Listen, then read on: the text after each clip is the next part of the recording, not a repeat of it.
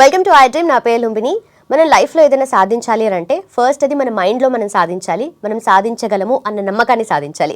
So ఇదంతా మనకు అవ్వాలి అని అంటే ఒక స్పిరిచువల్ జర్నీ కావాలి, ఒక స్పిరిచువల్ పాత్వే కావాలి.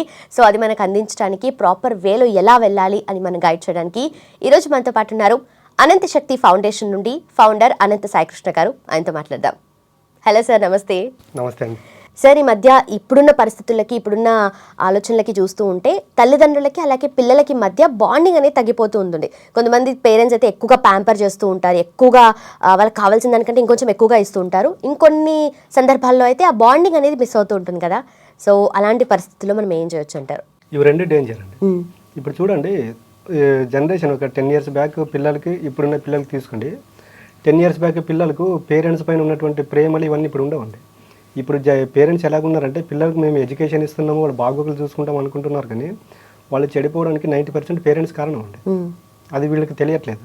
ఇప్పుడు చూడండి, మనకు పెద్ద పెద్ద ఇప్పటి వరకు కావచ్చు, మనకు అబ్దుల్ కలాం గారు కావచ్చు, పెద్ద పెద్ద వాళ్ళు ఉన్నారు. వీళ్ళంతా చూడండి, అప్పుడు వాళ్ళకి ఏమన్నా ఎడ్యుకేషన్ అనేది ఇంత నాలెడ్జ్ అప్పుడు లేదండి. వాళ్ళకి అప్పట్లో ఎథిక్స్ నేర్పేవాళ్ళండి పేరెంట్స్. ఆ ఎథిక్స్ ఉన్నప్పుడు ఏమవుతుందంటే మనిషి మెంటల్గా స్ట్రాంగ్ అవుతాడు. ఇప్పుడు మన భారతదేశం అనేది ప్రపంచ దేశాలకు ఆది గురువు అండి. ఇప్పుడు ఈ మన నాలెడ్జ్ని తీసుకెళ్ళి జపాన్, జర్మనీ ఏం చేస్తున్నారంటే వాళ్ళు ఇండియాలోకి వచ్చి రీసెర్చ్ చేసి రీసెంట్గా ఒక 3 years బ్యాక్ జరిగింది. అక్కడ యూనివర్సిటీలో వచ్చేసి ఎడ్యుకేషన్ సిస్టమ్ ఇక్కడ తీసుకెళ్ళి వాళ్ళు అక్కడ అప్లై చేశారు. 3 years వరకు పిల్లలకి అక్కడ చదువు నేర్పరండి. ఎడ్యుకేషన్ ఎథిక్స్ నేర్పుతారు. వాళ్ళు జస్ట్ రోజు రావాలి, బ్లాక్ బోర్డ్ ఒక 1/2 hour కూర్చోవాలి, వాళ్ళు ఏదైతే చెప్తారో దాన్ని విని వెళ్ళాలి. రోజు వాళ్ళకి ఏదో ఒక స్టోరీ చెప్తారనమాట.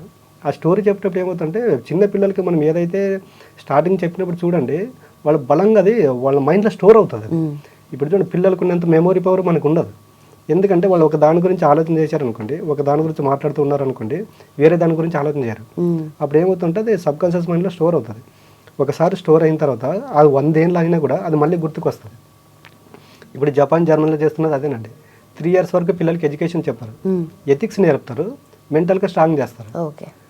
అది ఫస్ట్ జరిగింది ఏమంటే అది దానికి బేస్ ఇండియాలోనే, మన భారతదేశంలో అండి. ఇంతకుముందు మనకి మఠాలు, తర్వాత గురుకులాలు ఇవన్నీ ఉండేవి. అప్పుడు పిల్లలకు స్టార్టింగ్ ఇవే నేర్పేవాళ్ళండి.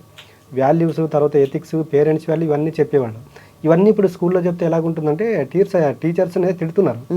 ఇప్పుడు చూడండి, ఒక పిల్లోడు క్లాసులో కొంచెము టీచర్ చెప్పింది సరిగ్గా చదువుకోలేదు అనుకోండి, టీచర్ కొంచెం తిట్టినా 2 ఏట్లు కొట్టినా ఆ పిల్లోడు వెళ్ళి పేరెంట్స్ చెప్తే పేరెంట్స్ ఇమీడియట్గా వచ్చి టీచర్ పైన కంప్లైంట్ ఇస్తారు. అప్పుడు ఏమవుతుందంటే వీళ్ళకి తెలియకుండానే పిల్లల్ని వీళ్ళైతే వాళ్ళ ఫ్యూచర్ని చెడుతున్నారు. తర్వాత ఏమవుతుంది, వీళ్ళు ఎడ్యుకేషన్ ఇస్తామంటున్నారు, కానీ తర్వాత చూడండి, ఇప్పుడు ప్రతి ఒక్కరు ఇప్పుడు బయట అనాథాశ్రమాలు అయిపోయాయి, వృద్ధ ఓల్డ్ ఏమ్స్ అయిపోయాయి. ఇప్పుడు ఒక 20 years 30 years బ్యాక్ ఇవన్నీ లేవండి. మీరు ఇప్పుడు ఎక్కడికి వెళ్ళినా కూడా ఓల్డ్ ఏజ్ హోమ్లోనూ అంత పాపం 50-60 years ఓల్డ్ చూస్తే కళ్ళు నీళ్ళు వస్తాయి వాళ్ళని చూసి. వాళ్ళు పిల్లలు లేరంటే పిల్లలు ఉంటారు, మళ్ళీ వెల్ సెటిల్డ్లో ఉంటారు.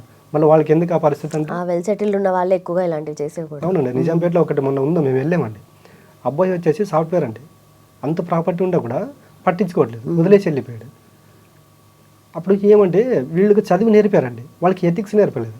దానికి నేను పేరెంట్స్కి చెప్పేది ఏంటంటే, మీరు వీక్లీ వన్స్ కానీ మంత్లీ వన్స్ కానీ పిల్లలను మూవీస్కి వీటన్నిటికి తీసుకోకుండా ఇలాంటి వాటికి తీసుకెళ్ళండి అని చెప్తున్నాను.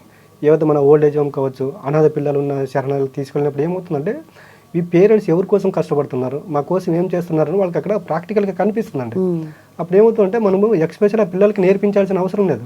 అప్పుడు చూస్తూ పిల్లలు రియలైజ్ అవుతారు. ఇప్పుడు బర్త్డేస్ వస్తాయి, బర్త్డేస్ వచ్చినప్పుడు ఆ పిల్లలకి వేలు ఖర్చు పెట్టి ఇంట్లో ప్రోగ్రామ్ చేయకుండా ఆ బర్త్డే రోజు ఏదో ఒక అనాథాశ్రమం తీసుకెళ్ళి ఈ పిల్లలతో భోజనాలు పెట్టించండి అక్కడ. అప్పుడు ఏమవుతుందంటే అక్కడ అనాథాశ్రమం అంటే ఎవరు, పిల్లలు వదిలిన పేరెంట్స్ ఉంటారు, పేరెంట్స్ వదిలేసిన పిల్లలు ఉంటారు. ఇలాంటివన్నీ చేసినప్పుడు ఏమవుతుంటే పిల్లలకు ఎథిక్స్ పెరుగుతుంది. రేపు పొద్దున మీరు అనాథలు కాకుండా వాళ్ళు చూసుకుంటారండి. ఎంతసేపు మీరు చదివిస్తున్నాం అంటున్నారు, కానీ మీరు చదివి ఇవ్వట్లేదండి. ఆ పిల్లల్ని ఇప్పటి నుంచే మీరు మాకు అవసరం లేదు, మమ్మల్ని వదిలిపెట్టి వెళ్ళండి అని మనమే నేర్పుతున్నాము. ఆ పిల్లలు కూడా స్కూల్కి వెళ్ళేటప్పుడు చూడండి, లంచ్ బాక్స్లో ఏదో ఒకటి పెట్టుకేసి ఇది ఎవరికి వద్దు నువ్వే తిన అంటారు. అంటే ఆ కమ్యూనికేషన్ మనమే నేర్పిస్తున్నాము. అప్పుడు ఏమవుతాడు, ఆ పిల్లడు ఎవరికి ఇవ్వడు.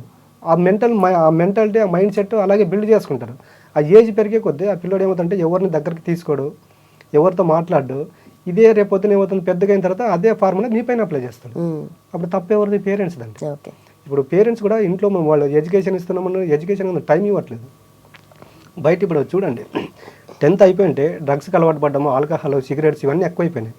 ఎందుకు ఎక్కువైపోయినంటే ఇంట్లో పేరెంట్స్ వాళ్ళకి టైం కేటాయించట్లేదు. మీరు అన్నీ ఇస్తున్నారు, వాళ్ళకి టైం ఇవ్వట్లేదు కాబట్టి వాళ్ళు ఈరోజు ఆ విధంగా తయారయ్యారు. ఓకే. కాబట్టి ప్రతి ఒక్క పేరెంట్స్ డైలీ ఒక వీక్లీ అండి ఒక 1 అవర్ వాళ్ళకి టైం కేటాయించండి. టైం కేటాయించినప్పుడు ఏమవుతుందంటే మీరు పడే బాధ తెలుస్తుంది.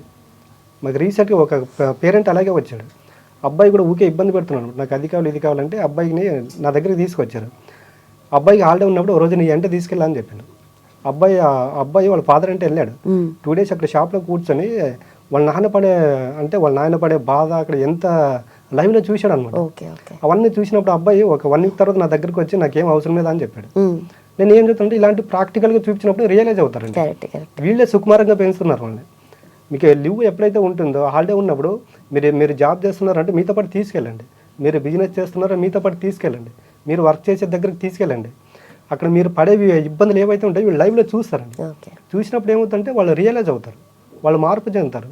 రేపు పొద్దున మిమ్మల్ని వాళ్ళు బాగా చూసుకోవడానికి ఆస్కారం ఉంటుందండి. కాబట్టి పిల్లల్ని పేరెంట్స్ ఈ విధంగా చూసుకుంటే మాత్రం ఖచ్చితంగా వాళ్ళ మార్పు వస్తుందండి. ఓకే. అయితే పిల్లలు చెప్పింది వినడం కన్నా చూసిందే వింటారు, చూసిందే ఇది నిజము అనుకొని అది రియలైజ్ అవుతారు, వాళ్ళకి సెల్ఫ్ రియలైజేషన్ వస్తుంది అని అంటారు. 100% థియరీకి ప్రాక్టికల్కి చాలా డిఫరెంట్ ఉంటుందండి.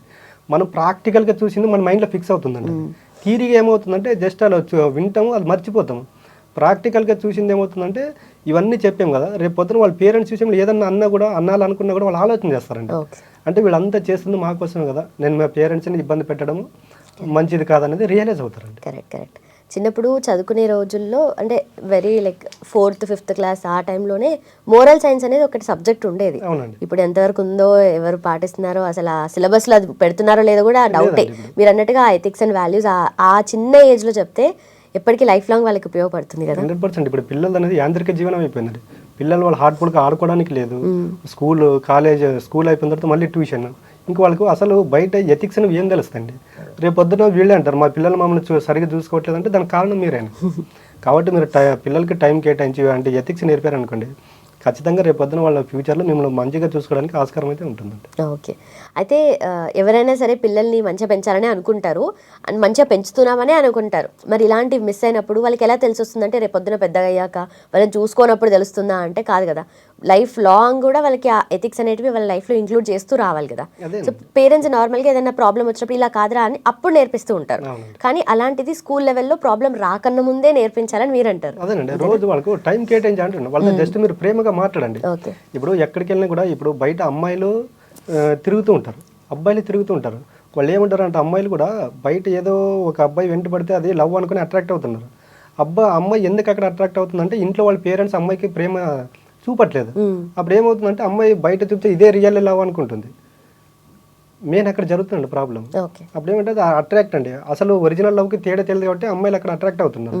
వీళ్ళు నిజమైన ప్రేమ చూపించారనుకోండి వాళ్ళకి అర్థమవుతుంది, అరే మా పేరెంట్స్ నన్ను ఇంత ప్రేమగా చూసుకుంటున్నారు కదా, నేను వీళ్ళతో తిరగడం మంచిది కాదని వాళ్ళు రియలైజ్ అవుతారు. ఇలాగ ఉంటుందండి పిల్లల మనస్తత్వాలు. కాబట్టి పిల్లలకి ఎంతసేపు వాళ్ళకి అర్థమయ్యేటట్టు ప్రాక్టికల్గా చూపాలి. మనం ప్రతిసారి వాళ్ళకి తిడుతూ ఉన్నాం అనుకోండి మన పైన కోపం పెంచుకుంటారు.